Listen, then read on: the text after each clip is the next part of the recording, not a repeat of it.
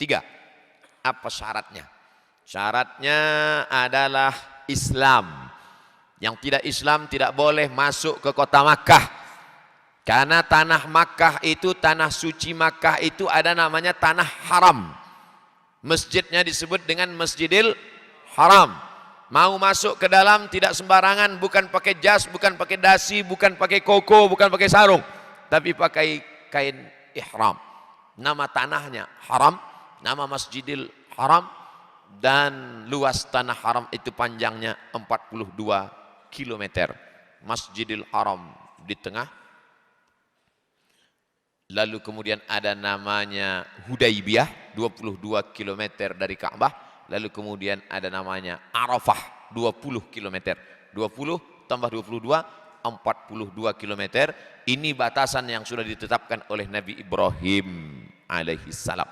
Jadi kita sholat ini sebenarnya tidak betul tepat ke Ka'bah. Karena kalau diumpamakan, mohon maaf, kalau Ka'bah itu di dalam tanah haram, posisi Ka'bah di dalam tanah haram. Lalu kita sholat dari UPI, Masjid Al-Furqan, itu tidak betul-betul kena ke Ka'bah. Allahu Akbar. Sah. Karena kiblat orang di luar tanah haram, yang penting kena ujung tanah haram. Baik kenanya ke sini atau kenanya kemari. Jadi kalau lewat-lewat sedikit nggak apa-apa. Asal jangan terlalu ke kiri, itu nanti ke Ethiopia.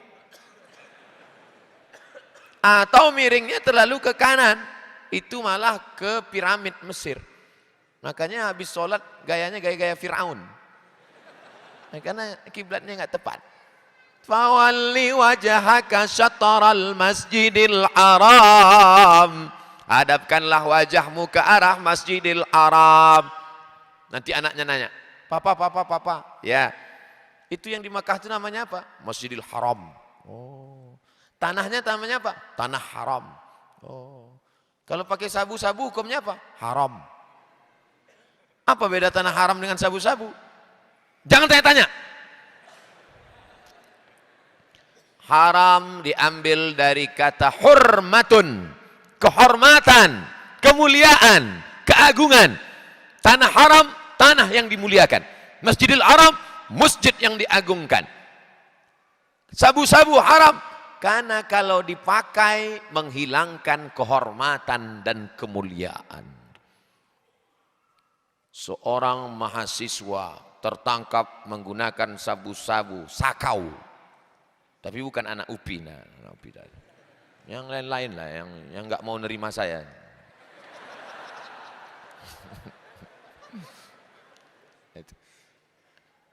Si Anu sudah melakukan perbuatan dosa, Pak Ustaz. Haram. Artinya apa? Menghilangkan kehormatan, kemuliaan dirinya. Itulah asal dari kata haram. Subhanalladzi asra bi'abdihi laylan minal masjidil haram ilal masjidil aqsa alladzi barakna haulahu linuriyahu min ayatina. Lalu kemudian syarat yang kedua, baligh.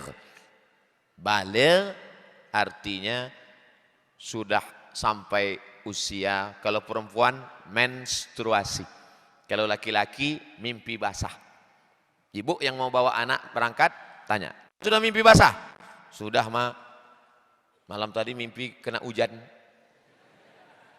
Maksudnya sudah akil balik. Jadi kalau saya bawa anak saya yang masih TK, Pak Ustadz, kalau dibawa anak yang masih TK berangkat, umrohnya sah. Tapi kewajibannya enggak gugur. Kalau dibawa anak yang belum akil balik haji, hajinya sah. Tapi nanti kalau dia sudah dewasa, dia punya uang, dia wajib berangkat lagi. Bedanya kalau dibawa sekarang anak semester 2, semester 3, semester 2 sudah akil balik. Oh, ragu. Sampai dia ke tanah suci, selesai melaksanakan ibadah, maka ibadahnya sah. Dan nanti setelah dia selesai S1, S2, S3 punya uang, tidak wajib lagi karena kewajibannya sudah gugur. Nah, ini bagi bapak ibu yang punya duit banyak. Inilah Pak Ustadz, saya bingung ini, duit berkoper-koper di rumah, mau dibuang kemana ya?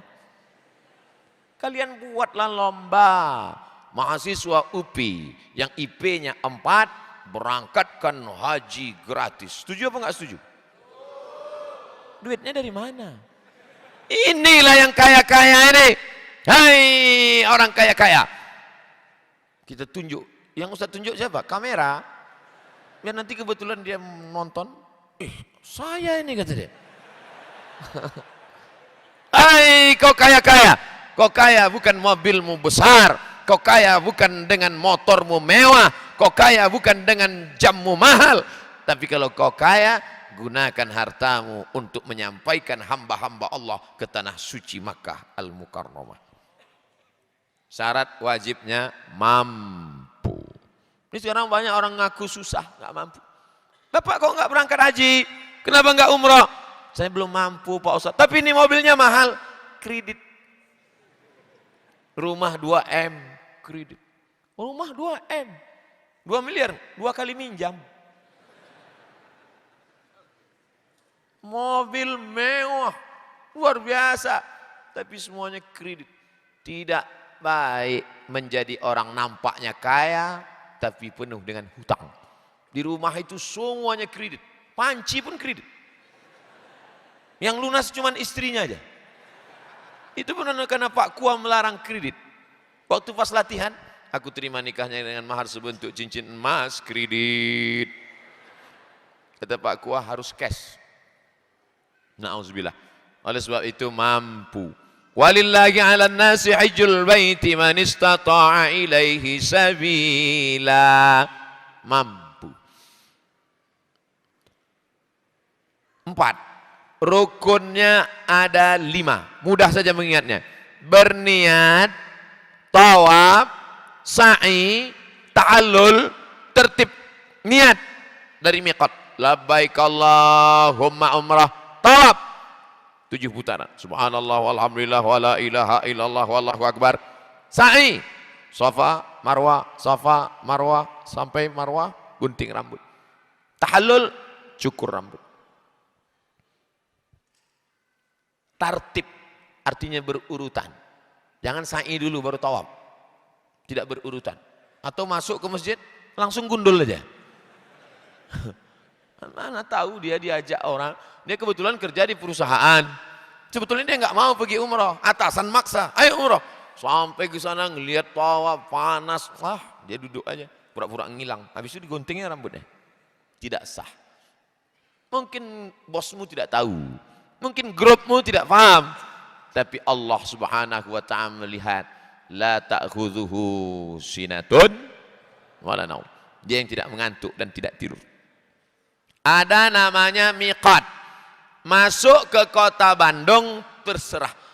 Mau datang dari Bogor, mau datang dari Jakarta, mau datang dari mana-mana. Ustadz kemarin datangnya dari mana? Kertajati. Turun naik pesawat Majalengka. Oh, lihat gurun pasir. Saya sangka ini udah di Afrika Utara. Dulu langsung ke kota. Sekarang dari Kertajati. Tapi masuk kota Makkah tidak begitu. Ada stasiun-stasiun. Kalau kebetulan datang dari arah Yaman. Makkah di tengah. Yaman di bawah. Mesir di kiri atas. Di atasnya Palestina. Di sebelah kanannya Irak. Di sebelah kanan bawah Persia, maka ini ada arah-arah yang sudah ditetapkan oleh Nabi Muhammad sallallahu alaihi wasallam. Kalau kebetulan datang dari arah Yaman, berhenti di bukit, nama bukitnya Yalamlam.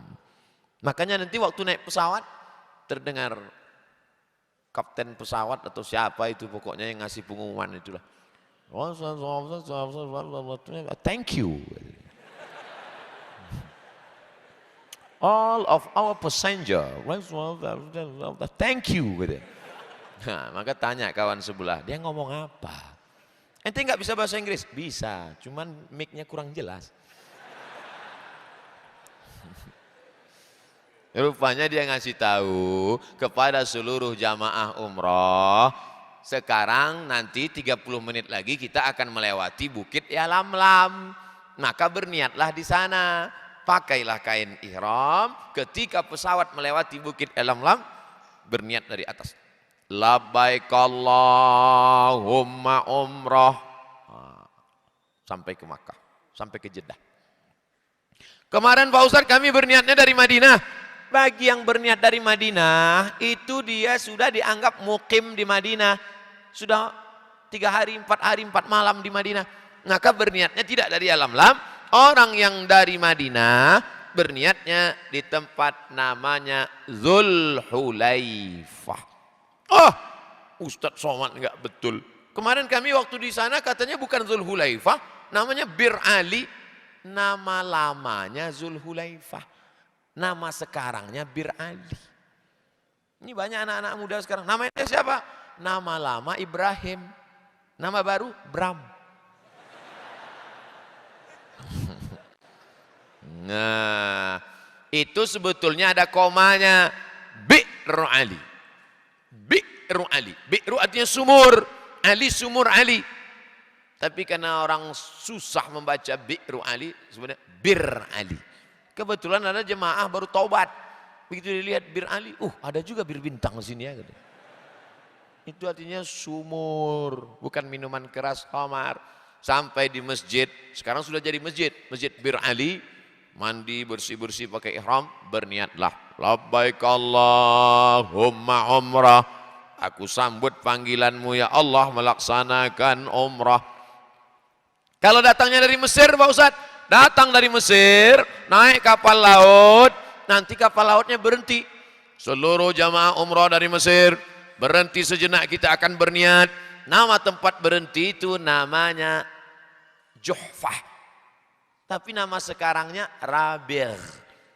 Dulu Juhfah, sekarang Rabi'. Kebetulan saya waktu sama seperti adik-adik dulu, mahasiswa, waktu kuliah di Mesir, naik kapal laut dari terusan Suez. Dari Kairo 6 jam naik bis. 6 jam naik bis dari Kairo sampai ke terusan Suez. Dari terusan Suez naik kapal laut 2 hari 2 malam dipukul ombak, dihempas gelombang, melewati karang yang terjal. Pokoknya kalau dituliskan ketika cinta bertasbih lah. Atau tenggelamnya kapal Van der Wijk. Wah, sampai. Kok Ustadz naik kapal laut Pak Ustadz? Ya biar lebih merasakan indah itu ini. Padahal intinya nggak ada duit. Naik pesawat ongkos $500. Naik kapal laut $100 PP pergi pulang. Begitu dulu kami waktu mau kuliah. Kebetulan teman saya menulis cerita itu menjadi cerita yang indah. Judulnya Haji Backpacker. Menarik luar biasa. Saya lihat itu di toko buku. Haji Backpacker. Dari Yogyakarta penulisnya, teman saya waktu di Mesir dulu, Ago Irawan namanya, Haji Backpacker. Padahal dulu kami nyebutnya Haji Gelandangan. Hotel nggak ada, kamar nggak ada, makan nggak ada, naik kapal laut 2 hari 2 malam. Tapi ternyata yang dulu menyakitkan sekarang menjadi cerita yang mengesankan. Nah, oleh sebab itu adik-adik, kalau sekarang kalian luar biasa sakit, sabar, tulis 10 tahun akan datang menjadi sesuatu yang ya menyakitkan juga. Masya Allah, tabarakallah. Nah, begitulah kami dulu waktu masih kuliah, pergi ke tanah suci Makkah, lalu kemudian sambil beribadah, bekerja, panjang ceritanya. Kalau saya ceritakan menetes air mata karena mengenang hutang belum lunas. Tawa mengenal hutang. Kalau datangnya dari Indonesia Pak Ustadz, ini yang menjadi masalah. Di mana saya berniat? Kalau saya datangnya dari Indonesia tapi tidak ke Madinah, langsung dari Jakarta langsung ke Jeddah. Niatnya di mana? 2 pendapat. Pendapat yang pertama mengatakan berniatnya di atas Bukit Yalamlam. Tapi masalah, karena dari Jakarta ke Bukit Yalamlam 9 jam. Pakai kain ihram 9 jam, menggigil. Mana dia tahan? Masuk angin terus lah. 9 jam. Lalu gimana caranya? Pendapat yang kedua, pakai pakaian biasa dari Jakarta, dari Indonesia, dari Medan, dari Surabaya, dari Makassar. nanti sampai di airport King Abdul Aziz Airport Jeddah, mandi pakai kain ihram di sana. Fatwa Majelis Ulama Indonesia berdasarkan ini menimbang memutuskan segala macam, maka dibenarkan miqatnya di King Abdul Aziz Airport Jeddah. Jangan ragu, jangan cemas masalah miqat tempat berniat.